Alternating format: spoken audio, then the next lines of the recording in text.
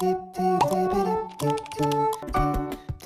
morning guys, happy and blessed Friday po sa ating lahat. Manifesting na sana good vibes and positive lang ang mangyari sa ating ngayong buwan na to. And ayan guys, magsisimba kami ngayon. Medyo malayo ang pupuntahan namin kaya aalis kami ng maaga. So ayan, tapos na rin akong mag-ayos and ready to go na. Maglalakad na kami dyan guys kasi medyo malayo yung napaparkingan namin dito. And andun pala yung bahay namin. O diba ang layo, pero okay lang yan, sanay naman na. And ayun pala yung napaparkingan namin.